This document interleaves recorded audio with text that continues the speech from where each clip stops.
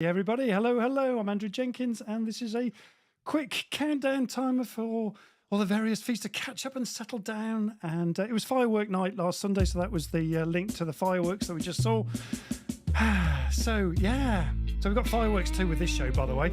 And it's our breakfast special show today, our breakfast show special. We're hanging out with Change Director Ildi Haraszi. We've got neuroscientists. We've got a real neuroscientist in the room, Dr. Iain Price. And we've got graphic illustration expert, Rev Andy Gray. Yeah, a real Rev in the room today, folks. Give us all a quick wave. There we go. And we got Mrs. Moderator herself. Say a quick hello, Mrs. Moderator. Morning. The feed. Morning. The feed hasn't come up yet. Has the feed? I was typing the feed because it's not coming up on LinkedIn yet. Feed's not coming up yet. We're hoping that the feed will be there in a minute. So I'm not sure it's. Oh yes, we're up.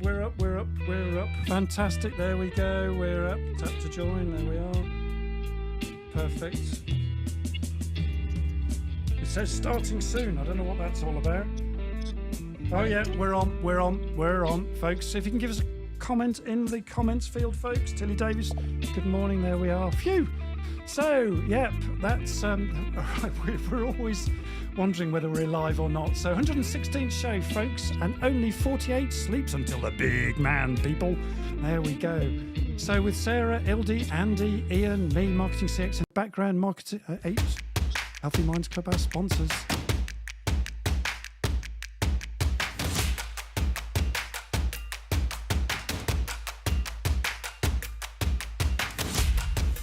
Boom, there we go. I'll say that again. So with Sarah, Ildi, Andy, Iain, me, Marketing CX, and Healthy Minds Club, our this week's sponsors. That's our team, folks. Wow. So welcome on. Join into the feed, please. So, oi, people, and hi, gang. It's Leaders Live. Showtime, folks. Hurrah and huzzah. I'm going to laugh at my own jokes. Yeah, whoop, whoop.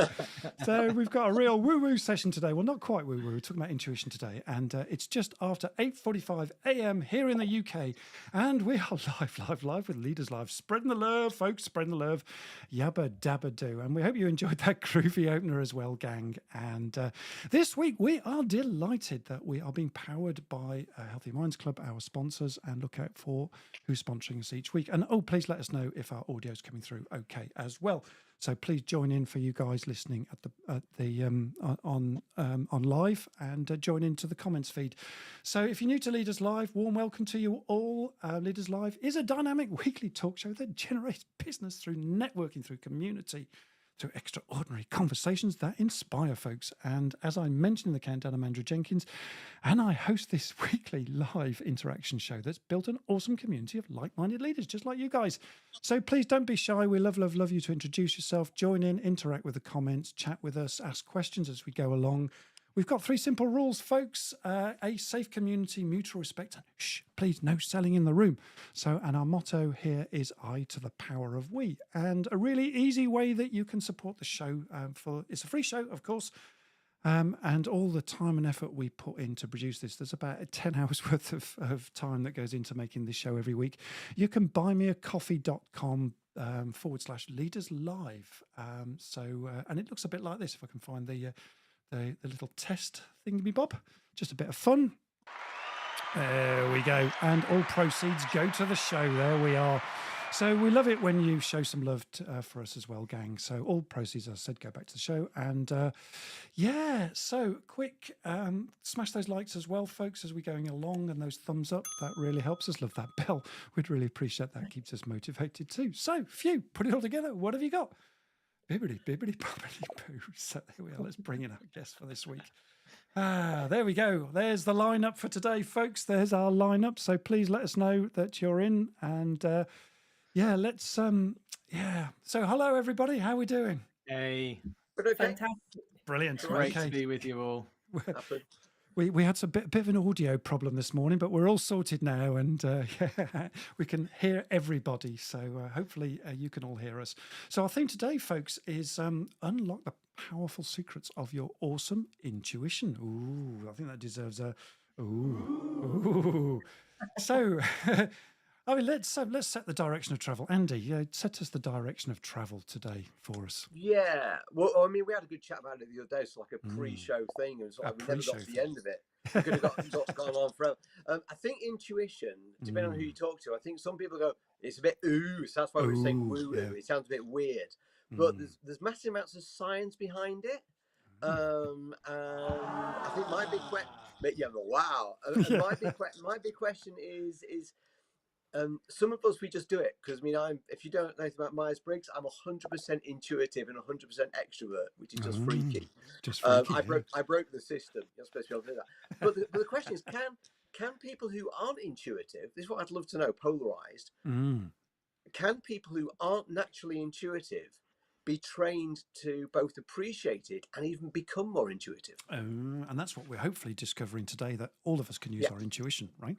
So it's not just for those favoured few. So let's quickly introduce. Well, just before we do that, we have an audience question, as we do every week. And so here's the audience question for you. And Sarah will put it in the feed for him. We'll come to Mrs. Moderator in a moment. Have you ever experienced a situation, folks, when your intuition guided you to make a decision that changed your life? That's the audience question for us to interact with this morning. I'll say it again. Have you ever experienced a situation when your intuition guided you to make a decision that changed your life? And briefly share that in the feed for us. And we'll unlock that together. So there's a delay in the feed, so we'll pick up what you're typing in shortly. So that's the interactive question for you to kick off. And let's bring in Mrs. Moderator, Sarah Jenkins. How are we doing, Sarah? Good morning. We're doing okay, but I think we might have an issue with LinkedIn. Really? I don't know if anybody else struggled to get on this morning, guest-wise. We've got quite a few guests on. Yeah, the link didn't come up for me. I had to go and search for the program and join. So, and I'm thinking, looking at the amount of people that are commenting, that a few others might be having the same issue. So, hopefully they will hop on another channel if they can't find it on LinkedIn. Yeah, hopefully try and find us. Or Facebook. Yeah. We've got a couple of people here. We've got Jess Whites that's on. I can see quite a few people on the live at the moment, but these are the two people. Morning, Nathan. Morning, Jess. So please don't be shy. Join in with us on the comments. It needed a quick refresh. I think, is that Kieran, is it? I don't know. Someone. I don't know. That's not showing up on my LinkedIn. I'm guessing that is Kieran. We are live, but needed a quick refresh. There we go. So don't please we do all? That. Don't we all from time to time? Right. So before we begin, folks, I just want to have a shout out for Steve Whittle's charity, Tough to Talk, for his Movember shout out. So he's into preventing male suicide, so really important cause. So we're just shouting this out in November, and here's just a quick video just to shout him out. Here we go.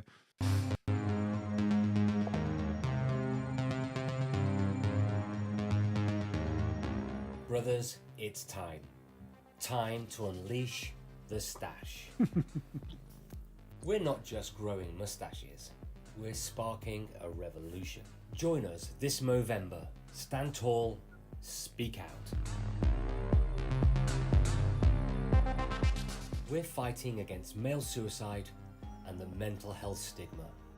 Your voice, your story, your mustache. It can save lives. Visit toughtotalk.com and follow the instructions to set up your fundraising page. Every penny you raise will go directly to funding men-only suicide intervention courses for men in male-dominated spaces and raising awareness of how to destroy the stigma and save thousands of men's lives, one life at a time. There we go. Oops, I'll do that in a moment. So thank you, Steve Whittle.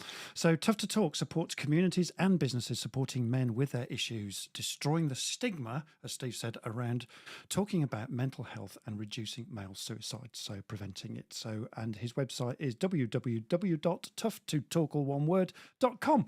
toughtotalk.com, folks. So back to intuition. Here we go. So there we are. Let's just bring in Ildi for a moment. So Ildi, let's start us off, kick us off. What is intuition? Start us off with an understanding. What actually is it? Why is it important to us as leaders? Well, there are so many ways to describe it and various different ways to experience it. Some say it's a hunch. Other people say it is a feeling in the belly. Some people like, that's how I know I have intuition switched on. I get sensations in my body. There are others who say, in our conversations earlier this week, Andy mentioned a set of data points, experiences that fire off in the brain, that give us solutions that are already there, that some form of There's a dog in the background. there are a few dogs in the background. They are very intuitive. Oh, they're very intuitive. Very good. So it's instinct, it's sixth sense. It is unseen, unexperienced pathways connecting those points of information in our brains that suddenly appear without us controlling them. It is something that I mulled on the other day. Is there is science that says we're only using a certain percentage of our brain, and I started asking questions about, well, who is using the other parts of our brain that we are that we're not using. So it's connected to the brain, or is intuition connected to the other brain in the stomach, or does it come from the outside? There are so many exciting thoughts, so which is why we're here, I think, to have a discussion. But as leaders, it is feeling into or sensing into, I should say, because I'm a feeling person, obviously that's why I use that word, but sensing into what's going on with other people, with solutions around us, with systems around us, and finding solutions when we're in a flow, in a creative space, I guess. My belief du jour.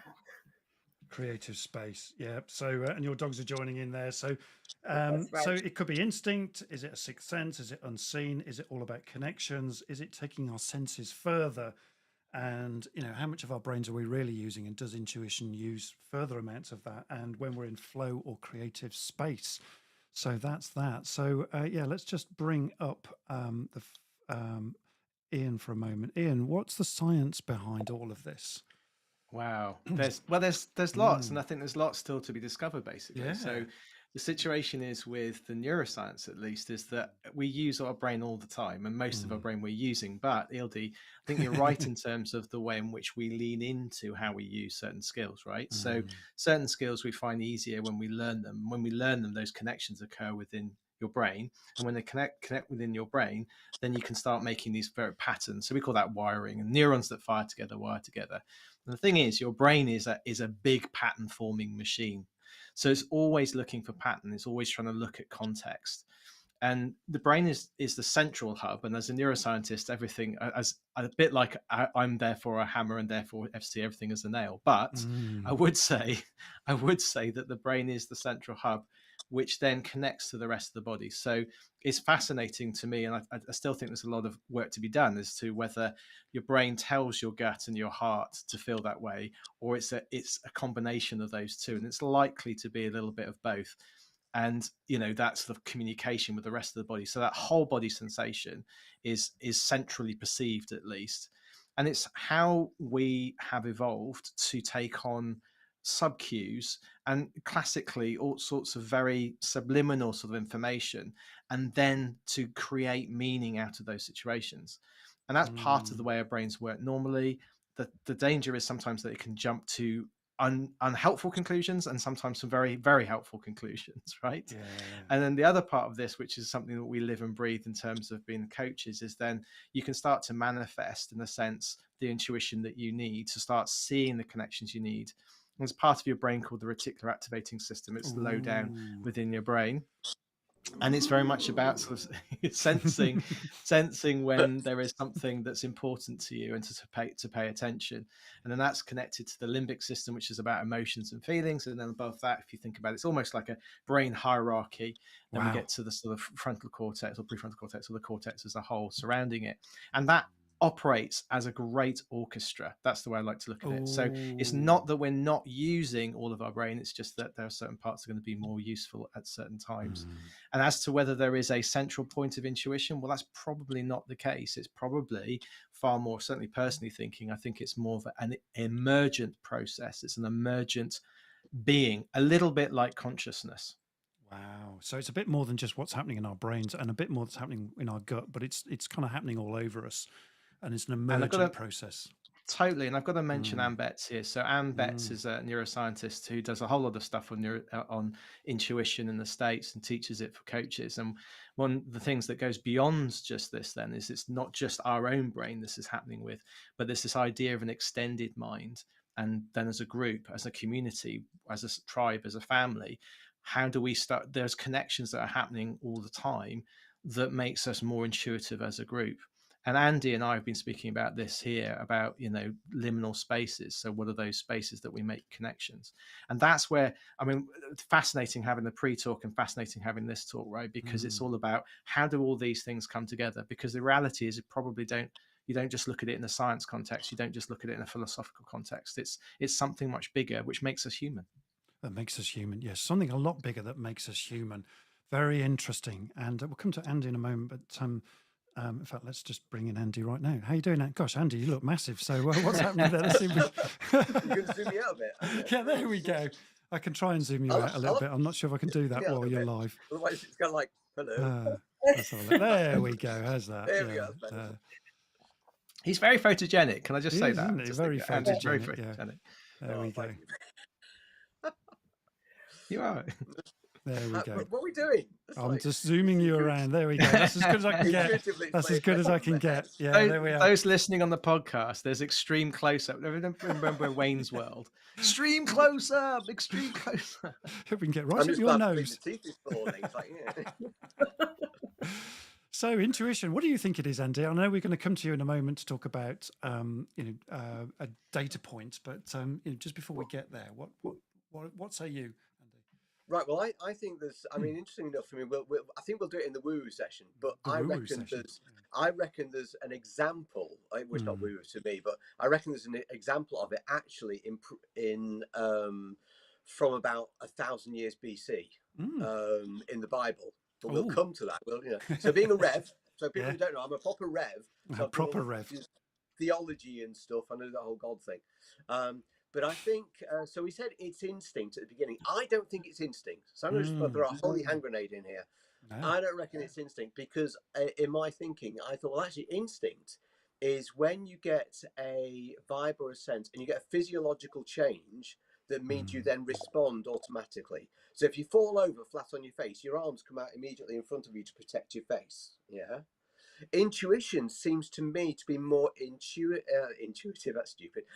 More cognitive. Something happening in your brain whereby you're then reflecting on it. So you've got a chance to think rather than automatically react to it.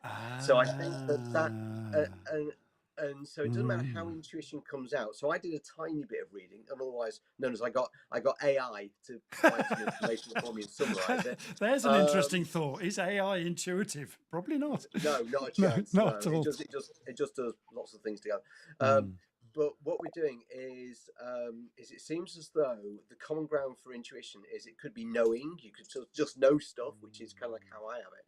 But there's definitely a physiological feeling or a sense, but then you think about it. So there's something going on there, I think, which is beyond.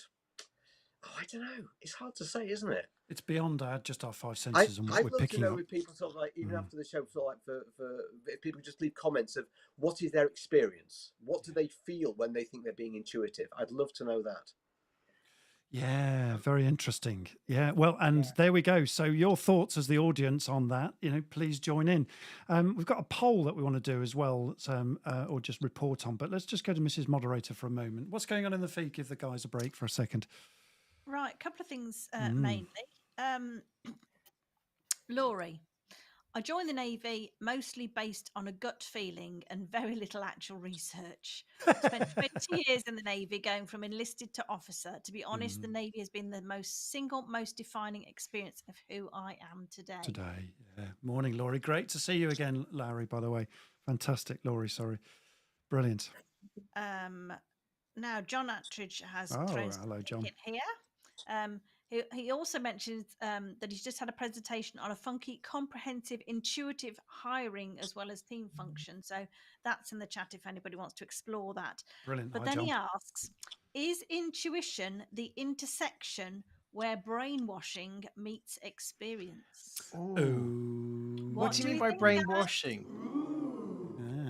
Brainwashing. I'm interested, John. What do you mean by brainwashing? I mean, I know you're not taking a brain out and washing it, but I hope I'm assuming that. Okay, well, we'll ask the question, John. What do you mean by brainwashing, and then we'll see if we can answer that question while we're waiting for John and the feed to catch up. Is there anything else before I move on, Sarah? No, we can move on. Okay, and morning, Anita. I think she's Can I just pick up on one thing that Andy just said? Yeah. Which is, I love this concept, Andy, of beyond. There's something beyond. Beyond, yeah. I like and that. I think that, again, this is something beyond where I am. It's how I connect with the world, the universe, other people. I just, that word just really resonated there. So just wanted to pick that up. Yeah, I like that. We'll pick that up later about the other people piece as well. And just reminded me of To Infinity and Beyond. just for right. You notice where we get all our great quotes from is as coaches and trainers and speakers. There's an intuitive leap for you, isn't there? Brilliant. And the Matrix being one of those great ones for intuition, by the way, folks. So yeah, we might come to that. John's given us a little bit of a steer here. Where am I? Let me just bring that up. Media and other input teachers, etc. Mentors. Okay. Oh, I see. So, like, as in brainwashing. Yeah. Okay. Now I get it. Sorry. That was possibly my that was my neurodiverse brain literally struggling to that. Okay. So it meets experience. Okay. I'm going to sit with that for a little bit. Yeah, going to sit with that for a while. Yeah. I think he means influenced by others, doesn't he? I think there. So yeah, just while we're waiting for Iain's brain to process that a little bit and reflect on it, and as well as our guests. Here's the poll that we did the other day. We love doing this poll. These polls are just great. They really create some data points for us, which we'll be coming on to in a moment as well, in terms of some data for the show.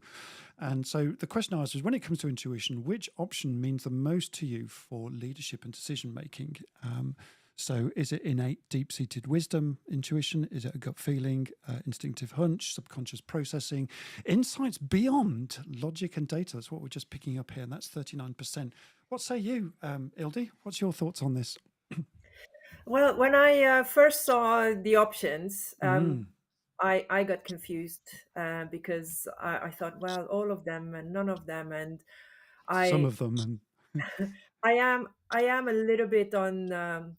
A little bit or very much on the spectrum. So I've seen myself needing data to make decisions, to understand how relationships work, and so I'm very, as I work in my field as a change manager and leadership teams, my favorite thing to do is simplify and use tools to create data points for people to give their minds a structure, because what happens then is I release energy that I can spend on other things. So I wanted to believe that it's an innate, deep-seated wisdom.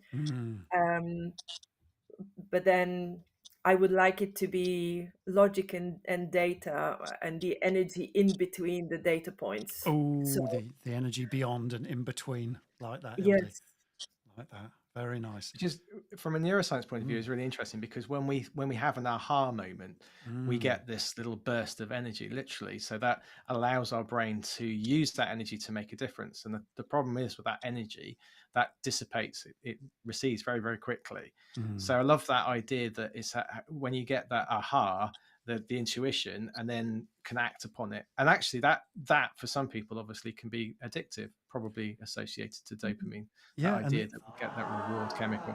And there's your aha moment, right? It's when your brain goes, and literally. we love it as humans. I think most people actually really love the idea of, I get it, or oh, isn't that amazing?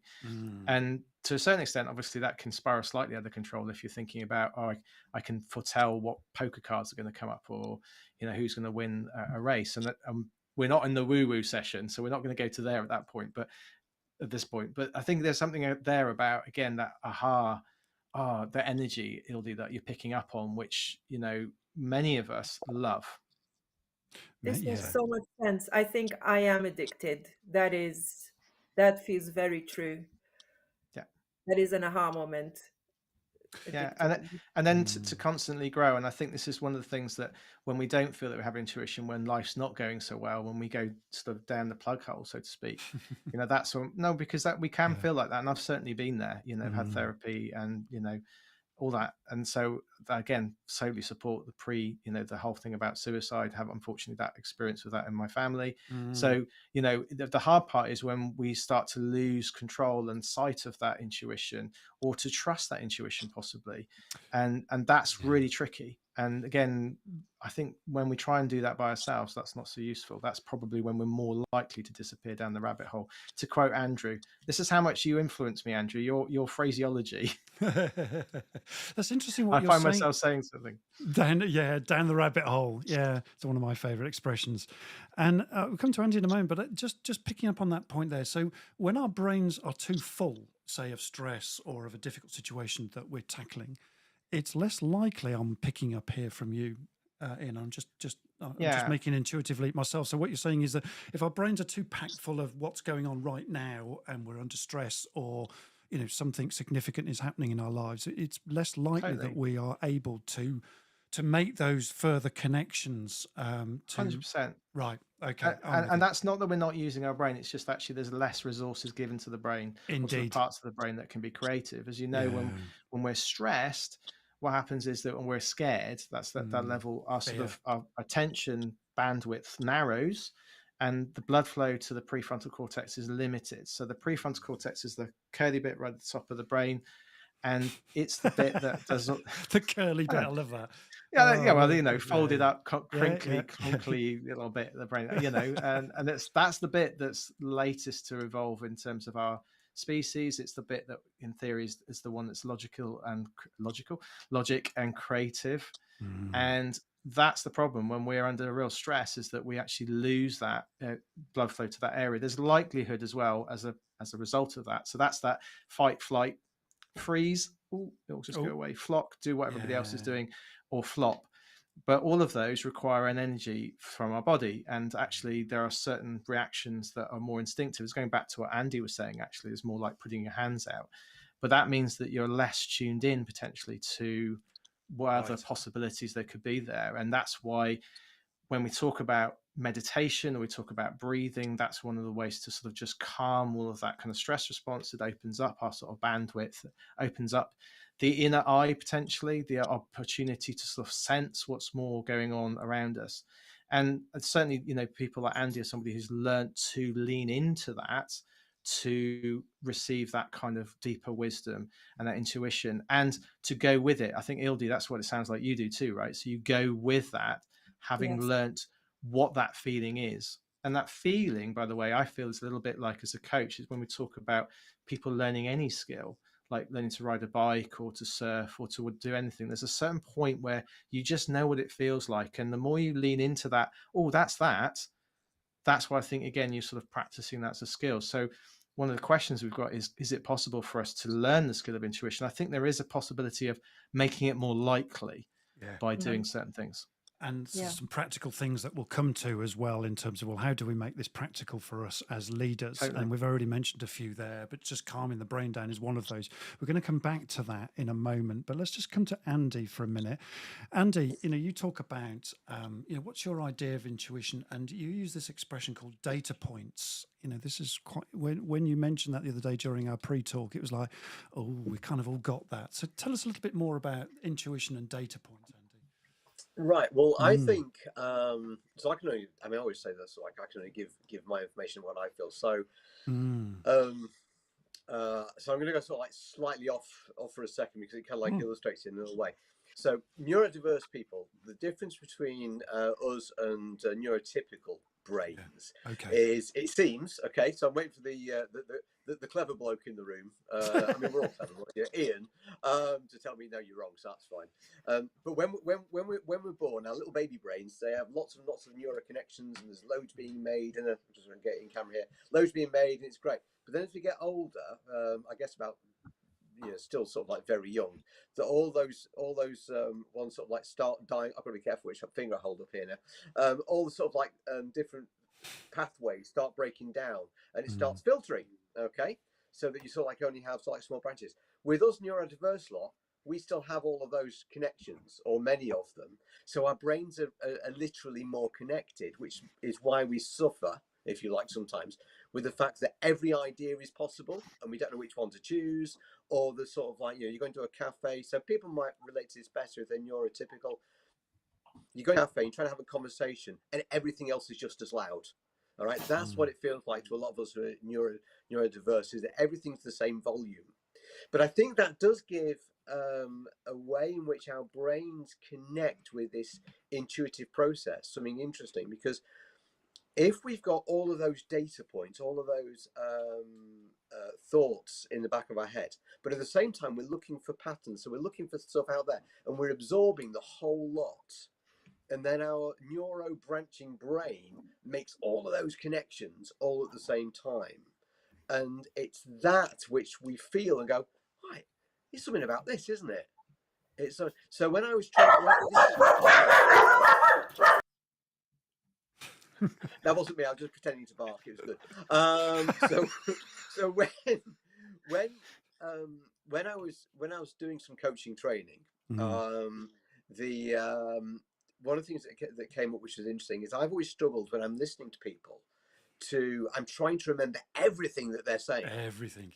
Everything they're saying. And then, so they did this experiment with it. This is a little thing where we got into pairs. There was about 100 of us in the room. They got into pairs and said, right, I want you to tell the other person exactly what you heard. And it's like, okay, then. And then the other person goes, well, no, you got quite a lot wrong. And then they did it again and said, well, I want to tell you just to like summarize it in a couple of sentences. They said, oh, we did better that time. And then they said, what we do is we want you to just say one word. And say, is it something about? And you go, yeah. And you go, oh, I understood that. Oh, yeah, you really understood it. And I said, the sense that I got as I did it was, instead of trying to remember everything, literally let everything wash over me, and a bit like an iceberg, let a phrase or a thought just float to the very top and say that bit. Now, I'm not saying this worked for everybody, but that was the sense I got. And suddenly I realized I didn't have to coach people by remembering everything and connect the dots for them. All I had to do was have a sense, an intuitive little image. So as we're talking here, one of the intuitive images that I didn't think of the other day that's coming to mind is a tuning fork or a glass that you make ring by rubbing your finger around the top. And I don't know quite what that's got to do with intuition, but it's got something to do with it. So it's like, can I jump in? That sounds to me like resonance. So we get like a resonance, and everything that, again, with firing of neurons and that's the stuff, and even with the way in which the whole brain works, we get patterns of waves of behavior. So there's Andy, it sounds like there's a resonance. When something resonates, it becomes greater than the sum of the parts almost. It's not entirely true, of course, in terms of physics, but there's something there about it rings true, literally. And I think we're very sensitive to that kind of energy as well. And again, I'm extrapolating here a little bit beyond probably my specialty, but it's that whole idea that I think, in terms of, when we hear something that resonates, it rings true for us at a deeper level. And I wonder, John, if this is where you were coming to with your statement about, is it where brainwashing meets experience? I think there's something of that, actually, does that ring true, or does this ring true based on my experience? And Andy, you're totally right as well, by the way, about neural branching. So usually that sort of late teens to early 20s, there's a process of neural pruning, which again is very much, in normal terms, it's very much about, trying to say normal, usual terms, is around trying to make sure that the brain is more efficient, because it's incredibly energy hungry. The brain's 2% of your body weight requires 20% of your energy needs. Wow. So one of the things that your brain's trying to do is to try and limit the number of possibilities based on previous experience, so that you're more efficient going forwards. Now, the hard part is that means that many of us can get quite fixed, even when we're going sort of beyond sort of that sort of late teens, early 20s. Good news, everybody, is that you can remain neuroplastic throughout the entirety of your life. It's just that there are phases, obviously, that are more plastic. So you're spot on there, Andy, and I wouldn't be surprised. I don't know for sure, but I wouldn't be surprised if that would explain why there's less neural pruning at that point. That would make sense, that there's more opportunity for connections and random connections. And that fits more with what the brain wants to do anyway. So it's it's just a probable possible physiological reason why your brain is just doing what most brains would do, and some, because it has all of these other connection possibilities. Yeah, interesting, isn't it? So if I can just summarize here, just so we can all catch up a little bit. So it sounds like these data points come along and our brains can absorb this, but our consciousness can't hold it all. There's just so much going on, right? I think it's something like the conscious mind can only hold something like 5 plus or minus 2 or 7 plus or minus 2 bits of information. And that's unfortunately, that's bits of basic information. So that's a study done in the sort of 40s, 50s, I think. Yeah, it was. Talking about, so actually any complex thing in the mind is one thing at a time. Yeah, one thing at a time. That's right.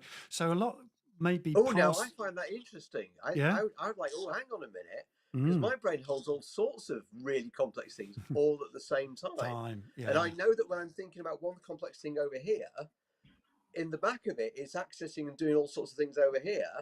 And then I kind of like go, oh, what happens if I bung both? I mean, when I'm doing graphic recording, that's kind of the object we're doing. We're trying to sort of like make it so that it's easier for people to make the big connections, because they can, I mean, for me, I can hold stuff, but I'm not saying I'm super clever or anything. It's just the way my brain works. But I think what we're doing is that if you've got a whole day when you're talking about massive amounts of data and it's really complex and everything else, but when Iain and I work together, because we're working together as a team now, which is rather good fun. Oh, lovely. We're creating those images, or I'm creating the images, and Iain's filtering in and facilitating through the day a bit. And then at the end of the day, we say to people, right, go and have a look at all of these images. And now, instead of having to hold massive amount of data in their heads, they're holding images in their heads. And that's a heck of a lot easier. But the images do an Eisenhower nudge or something or other. I've got the wrong word there. Behind their heads. And it's actually bringing the data back into the forefront of their brains. So they make connections between the images. Then they can make connections between the data. And they apply it to themselves, and then they can see their own patterns, which are in there, which is what we call third thoughts. So this is third thoughts. So this is all about taking those data points, some of them subliminal, and just allowing your brain to make those connections between those things that you might not have consciously processed, but they're still there anyway, because everything's connected to everything in our brains. Absolutely. And just by allowing us to just reflect on that. Allowing that kind of thought process and those patterns to build, because as human beings, we're meaning-making machines, right? And this goes back to Ildi, what she was saying about using more of the brain. So if you think about pretty much everything from back here, backwards, so from about midpoint, other than right under the base of your skull, is real estate in the brain terms that's dedicated to visual processing. That's why a picture can say 1,000 words. But also the beautiful thing about pictures and the way that Andy draws them is capturing it in a way in which there is possibility for a connection beyond that as well, which I think is a fantastic skill. So a picture tells 1,000 words, but it's also a way in which you then make it much easier for people to remember that, and then make other analogy, metaphor, story, narrative. Because something comes to mind, right? So now you're relating past stories of things that have happened to you, and you're relating to them to the moment now to create some sort of story, some sort of metaphor to help you then make a point, right? And that's the intuitive leap. The intuitive. And it means that people who are listening, they take ownership of the ideas. Yes, because you're presenting it back. So I think again, there's something to do with this almost intuitive necessity to make sense of data and ideas that are out there, so that they can be owned and processed internally. I mean, one of the things we talk about in how do we understand who we are? We tell stories. And my theory is, and I don't think it's a new theory, that what we're doing is that I compare my story to your story, such that I can make sense of who I am in the world by saying I agree with your story or I don't agree with your story. That's very, very naively put, but basically that's it. And we do it intuitively. And the other thing I'm picking up here then, guys, is that this isn't just about you and what's going on in your brain. It's the ability to then share that metaphor, that story, that intuitive leap that then creates an aha moment with a group of people. So we're now back to others as well. And then, that locks something in, a thought process in that then takes the third thought, if you like, further. And then we explore that together. Interesting. Let's just bring Mrs. Moderator in for a moment. What are your thoughts, Sarah? Are you listening to all of this? What are you picking up from this? Well, I think I must be the least intuitive person on the planet. I also think that this is completely aside to what we're talking about, but I should imagine, well, I can see neurodiversity. You must be exhausted having all that going on, shouting for attention in your head. Everything connected to everything, like a big ball of string. Yeah, it's just wow. Yeah, just wow. Can't get my head around that. That is a wow moment. So some people are much more sensing, Sarah, is what I'm picking up what you're saying. So one thing leads to another, then leads to another, and starts to make sense by building a few bits of data together to create a bigger picture. And it's really interesting how differently you and I think, because I know you will work with the group and you'll pull out stuff that is not said, it's not discussed, but it absolutely hits the nail on the head. Where if I'm sitting in that group, I'm like, where on earth did that come from? So it's really interesting that I think some people definitely have that skill more. I'm not saying that we don't have intuition, because certainly I will get feelings and go, somebody will come to mind or something will happen and I'll get a feeling in the body. Yeah, like but Ildi, I think for those that are more intuitive, I think it's just a lot of it is instinct, and you see and hear stuff that isn't articulated, and it's fascinating.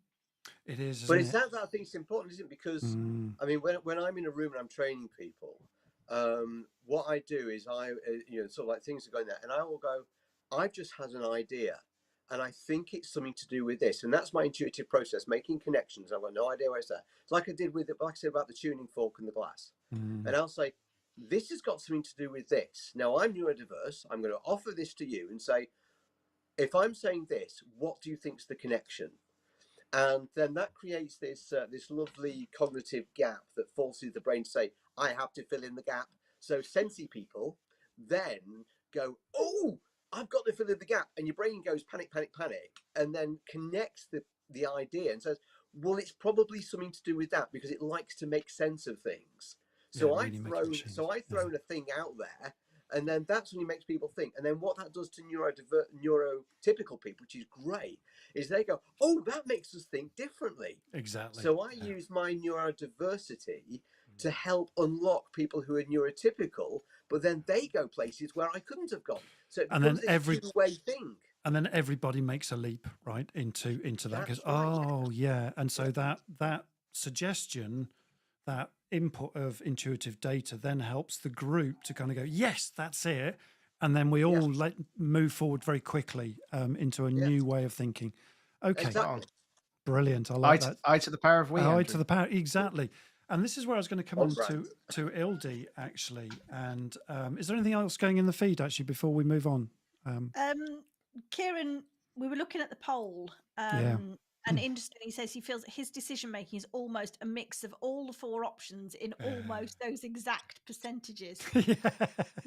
Yeah, that's the thing about a poll. You've only got four options, so I support that as well. Interesting, brilliant. Okay, so let's move on a little bit and turn this to we've talked a lot about intuition, making leaps, ringing a bell. Sounds about right. We're making those resonance things. How do we apply this, Ildi, to accessing intuition from a practical point of view as business leaders? Bring it back, land it for us in terms of, what does it mean for business? And, you're in the world of change and making change in business. Ildi. Yes, and all of these ideas are so amazing. And if I imagine a CEO or a senior leader sitting on my shoulder while we're talking about intuition, they're like, "Oh my God, this is way too much information. Give me 3 things to do that I can take away, and then I'll be fine." Think maybe sharing some of the experiences and things that we talked about. One of the solutions that is coming into the corporate world now as well is more mindfulness and mental health. So meditation to just quiet everything around so that we can make space for the brain to look at that data radar, as Andy said the other day, and give the brain the opportunity to release that energy between the data points. Something else that works extremely well, as Iain explained, how part of the brain doesn't get blood. Talking to one of the people who's on the call, Nathan, he said something very interesting the other day when we discussed this, that by asking questions, you can pull the blood back into the forefront. And Tony Robbins is talking about asking better questions, so you can improve the quality of the questions that you're asking to come out of your primal reactive area and open that space for more energy as well. Isn't that interesting? Yeah. Just by asking the question, we can get different results, right? Yes. Very and interesting. Then I think Andrew, you were the one talking about this, where today a lot of leaders are tend to be back to back in meetings, and it's very important to build time into the diaries, manage their time. Correct. So that they can step away and go for a walk, be in nature. If there's a roof garden in the office, take off your shoes like Richard Gere did in Pretty Woman, and walk around in the grass with your naked feet, because you're connecting to energies again. So and then just be curious. I think that's something that we learn in NLP as we're looking at. Be curious, ask the questions, and it will come. Whoever the power is that responds, Andy, it can evolve and can become a different voice. But those are some key things that work. And then what I do as a change manager is I tell stories a lot. So I build pictures with words. I simplify. I like to call myself the Chief Simplification Officer. I saw that on your profile, Chief Simplification Officer. Beautiful. Because if there's too much noise, then too much data points, then something can get stuck. So clean up the thoughts. Also, going back to the word resonance, a lot of people are talking about raising your vibrations. So find your own way. Your dog agrees with that. Raising the vibrations. So whether that's meditation, whether it's surrounding yourself with the right kind of people, reading the right books, having good sleep, because that will put you in the right frame of mind as well. So just a few bits from the toolkit that you can use. Yeah, I think that's great to land it practically. And some other bits there for me would be spending time with people. I think we've all said this in different ways, that spark creative intuition. So, having people like, Iain, Andy, myself, you, Ildi together, when we get together, things spark, right?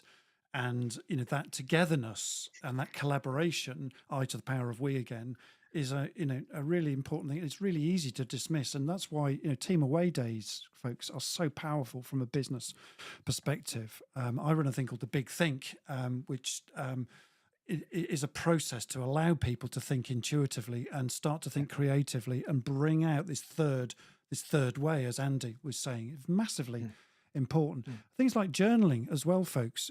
Just to spend time away from the coalface. I call it balcony moments.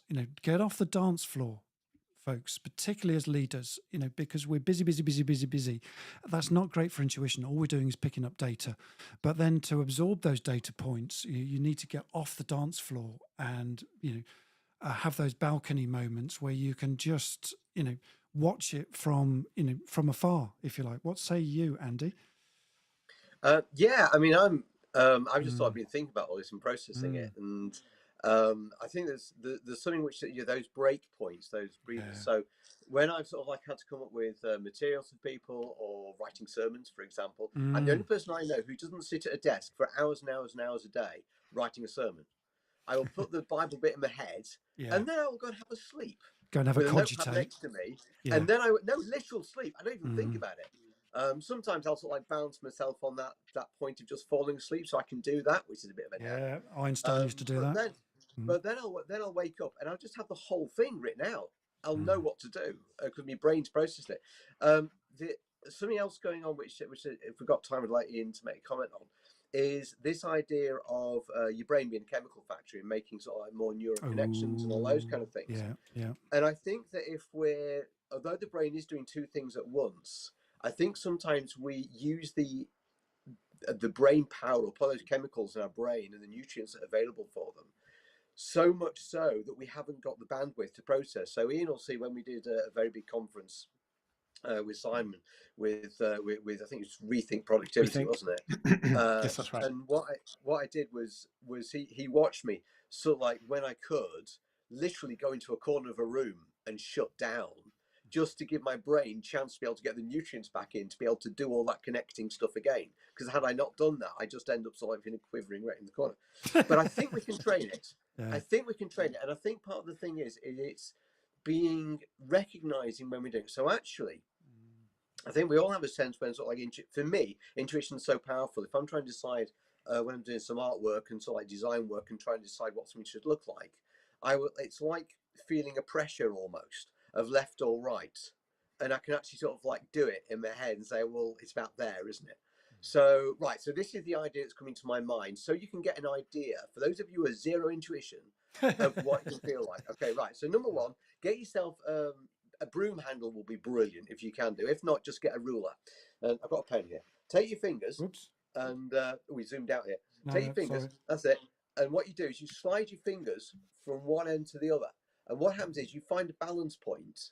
Wow. And it's just because sort of like one thing does that and that. So that's what it feels like to be intuitive.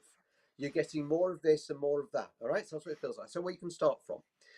Then what I think you can do is you can look at things in your day, and I would say low priority things first. Stuff that doesn't matter if it goes wrong, but you can say, well, let's have a bit of a guess.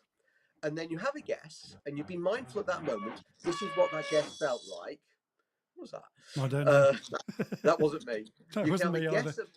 You can just be sort of like recognize what it feels like to make that guess. Yeah. And then have the feedback to say, well, that was right, and that's what happened, or that was wrong, and it didn't happen. So don't do it with the flip of a coin. You've got to have something which actually you can get. Notice the things which are going to give you data points so that you can make an educated guess, but switch off the educated bit. Make a guess, recognize what that feels like, and then take a moment to write it down in a journal. This is what I did. This is what it felt like. And so you can start building feedback loops into your brain, and then that should, theory again, Iain, that should create additional neuropathways, which will help to reinforce and make stronger and stronger that ability to do intuition. And maybe after a few months or something, I don't know how long the changes will take, you can become a more intuitive person. Doesn't mean it's your gift, doesn't mean it's your skill, but it does mean that actually you might get a better sense of that rings a bell for me. Ah, brilliant. I like that. Theory? Yeah, theory, but yeah, I like the idea of the broomstick. I think that's great. There's a printer whirring away in the background somewhere for somebody. It's somebody drilling next door, I'm afraid. It's a drill. Classic. There's a drill coming in. Of all the times they're going to do it. I think, Andy, what you're saying is spot on. I think it's learning as a skill. I'd like to say more, but can you hear me against the drill? Who's drilling? Whose side is it? It's our neighbour. It's our It's neighbour you, drilling is it? next Right, door. But okay. because it's into our war in a semi. Let's just put Classic. you onto a mute for a minute. Sarah, what's happening in the feed? Let's just give Ian a quick break while the guys drilling in the background. From Lurie. I think it's key to know when you can multitask and how you do that, and when you need dedicated time to process. She routinely combines a meeting with a no-brainer activity, and I can do both. She's currently organising receipts for her expense report, which takes very little brain power and listening to this. However, if she really needs to pay attention to something, don't multitask so that she can process what is being said and not said, which is sometimes more important. Yeah, got it. Yeah, okay. Isn't it interesting? Sometimes it's the things that people don't say that's the elephant in the room. Yeah, and just doing something 100%. mindless like doing your expenses there just allows the brain to think about something else like driving. Cars weren't invented to go from A to B necessarily. Of course they were, but equally they're brilliant machines for thinking in, because you've got to drive, you've got to watch what's going on the road, but somehow by doing the driving activity, then actually it joins the dots up for us. A bit like having a shower the next day. Andy will pop some stuff into his head and then go to sleep. I will go to sleep on it. In the shower the next morning, out pops the idea. Ian, what say you? So can I? Well, this is, and I'm hoping the drill doesn't come back. So default mode network. So I'm going to try and be quick before it happens. Please do. Yeah. So our brain a little bit like that balance, which I loved about the balancing there. Yeah, I thought that was great. The idea that our brains literally, in theory, operate on a kind of seesaw. They're either task positive network, that's frontal, very interested, and that's not that the other parts of the brain aren't working. It's just the balance has gone to be more focused on one thing. Default mode network is being unjudgmental or non-judgmental. Classic, non-judgmental, and that's the thing about making questions safe. So the idea of driving. Can you hear me through that? Yeah, there's a drill, folks, that on Ian's end. Sorry about It's that. live, baby.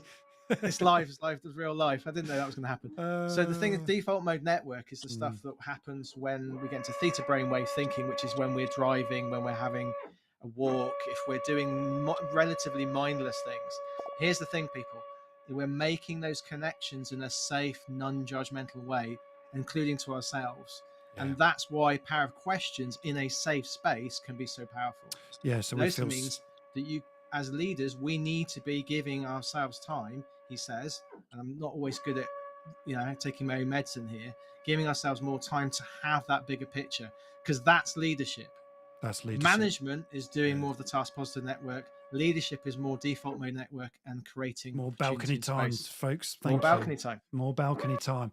Brilliant. So, look, we could talk for ages on this, and we're coming to the end of the show now. So, briefly, just for any help and advice on change projects, then Ildi's your go-to person in Change Lovers Limited. So, I think I've got that right, haven't I, Ildi? That's your So, if you've got any change stuff that you want to do as a business, Ildi is an absolute expert in that and leads lots of businesses.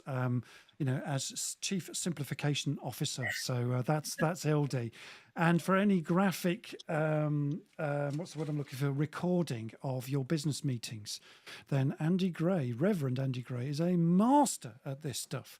And for any sort of neuroscience keynotes to inspire your business, then look no further than our own Dr. Iain Price, and author. And coaching and training, It's interesting, actually, that book that we co-wrote with Dose, by the way.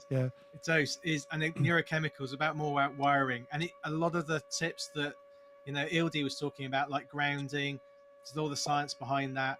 And again, what I love is creating that opportunity for leaders and teams to see greater opportunity. That's why Andy and I work so well together. Ildi, I'm hoping that we can work together. Yeah, it'd be nice to get all four of us in a room, wouldn't it? Wouldn't that be fantastic? That was going to be my next part. Yeah. Can you imagine all four of us, the energy in the room? Be fantastic. Without the drill, hopefully. Without the drill. So there we go. So that's a little bit about us. And if you just want to, I've got a big think process. Oh, wrong one. Where's it gone? My big think process is similar to what we've been talking about here, and maybe we could do one of these together, folks, for businesses, a fresh approach to team away days where we access that intuition for strategic planning and new ways of thinking for extraordinary teamwork, folks. So come to me if you want any of that, or us as a team. So that's a little bit about us as a as 4 different people. And look, our next session together, we'll be taking intuition a little bit further. Maybe at Christmas we might do another breakfast show here. I think is what we planned, that we'll be taking this to what we call a woo-woo session, which is taking intuition beyond our 6th sense. And, you know, as human beings, what we can do with that, because there's much more here that we can access. We've just talked about intuition as a leap from our senses to another process that creates better results. Well, there's even more that we can do with this as people. And we're going to call this a woo-woo session. So that was Andy's phrase, which I absolutely love. Look, we're running out of time very quickly, but before we go to the goose, let's just come back to Sarah for a minute. Sarah, what's give us a little bit on Leaders Live for us? You've got Iain in my spot. So. Oh, I have. Yeah. Oh, sorry. Yeah. Hello, Iain. So, Iain, if you want to talk about Leaders Live, but I suspect you can hear me even if you can't see me. Just a reminder, we cover all sorts of different topics on Leaders Live. Always happy to take suggestions about what people would like us to talk about. We would love more people to tune in. Let's try and spread this. Let's try and I to the power of we. The more we have, the better it's going to get. Yeah. So tell all your friends, subscribe, push it out there. Let's see if we can get more people involved. That would be great. Thank you. Yeah, very intuitively done that, Sarah. Fantastic. So there we go. And for next week's goose, folks, we've got the amazing narcissistic abuse recovery expert, Ronia Fraser, talking about bullying ends here. We're going to talk about bullying in the workplace, folks. And Ronia is a multi-award-winning trauma recovery coach and clinical hypnotherapist, one of the world's leading experts in the field of narcissistic abuse recovery, which is all about bullying in the workplace. So the two are very linked. And we'll be discovering how those are linked and looking at abuses in the workplace. I think it's a really important subject, massively important to cover, and what we do about it. And that's a little bit about Ildi, and that will be coming out shortly. The event will be set up either today or tomorrow. So we think you're going to love it. So that's pretty well it for the show today. And we just want to say thank you for listening to us. And that was Siri in the background that came up as well. It's a live show, so I don't know what Siri had to say about stuff, but she did for a moment. So she was being intuitive, Andy. She was being intuitive, wasn't she? Just yeah. So we're going to say goodbye now, and we're going to sort of close out to our outro. And thank you very much for Healthy Minds Club for sponsoring us today. Quick shout out for Kathy Heath and as CEO of Healthy Minds Club. And we're just going to wave goodbye now to our outro closer and say goodbye to you. Have a great week. Cheers for now. And we'll see you all next week. Bye, God bless. And may God bless you, and may God's love shine on you all. And I've missed out Andy somewhere. So apologies, Andy. I don't know what that screen's gone. There we go. Thanks, Andy. Thanks, Iain. Thanks, Ildi. Cheers for now. Pleasure. Great to be with you. Brilliant. Thank you very much. And just bring up the main screen again. Sorry about that. I don't know what happened to Andy there in the last minute, so I forgot to put that screen up. So Ildi and I rocked away jamming there. Yes. Yeah, rocked away. Brilliant. Brilliant. Hey, I'm going to shoot, but great. So, I enjoyed that. Thank you. Brilliant. Thank you. I enjoyed it too. It was great fun. Any thoughts and quick reflections, peeps? Oh, I loved it. I thought we had to end at 9:30, which is why I was pushing us to talk about we're still actually on air, guys. Oh, are we?